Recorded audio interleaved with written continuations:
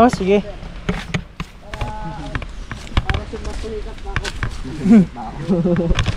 Mas magkalat pa yung kagwapuan. Yun. Konti na lang ako yung natitira sa mundo. Endangered.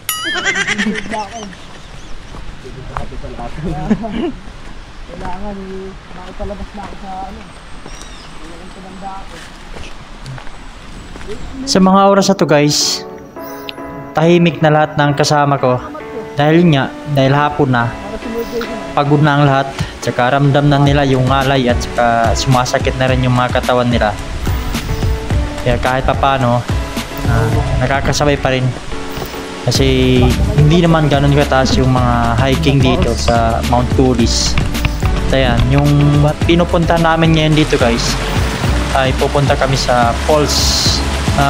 Mga nakailang lakad din kami rito. Yan, sa mga malaking batuan. Tumawid sa ilog ng ilang beses. Pero hindi naman siya ganun kahirap o katarik sa mga bato. Tsaka yung ilog nila dyan ay ano lang, hindi naman ganun kalaki. Maliit lang, parang sapa lang din.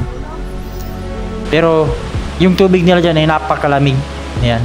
Tsaka pero yung iba kasi dyan na mga kasama ko, talagang ramdam nila yung pagod kasi mga first timer ang iba dyan eh. Karamihan first timer. Ako medyo hindi naman na ako ganun ka first timer, kaya carry lang. Nag-enjoy lang ako. Yan, sabay sa kanila. Ako lang yung nagbibideo sa kanila. Ang kagandahan dito sa lugar na ito guys, kasi nga kahit papaano saktong-sakto sa mga beginner, sa mga bata, pwede pa yan dyan. Yan, talagang mag-enjoy. Mali!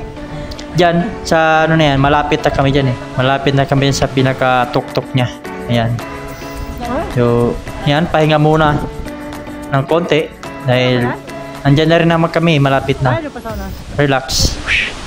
Nasa falls na kami eh.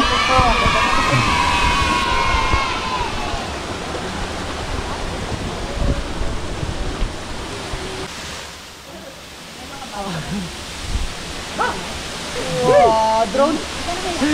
Shout out! Guys, ito pala yung nila falls. Nagagalit ka sa taas. Tinatawag na falls. Nahulog.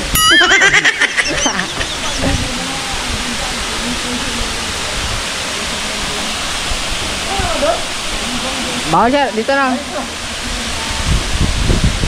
Yay! Thank you, Mount Coolys.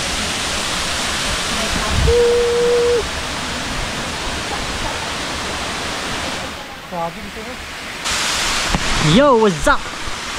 Dito tayo sa ano, sa falls. Falls nila. Pag nahulog ka ay falls. Kasi nahulog eh.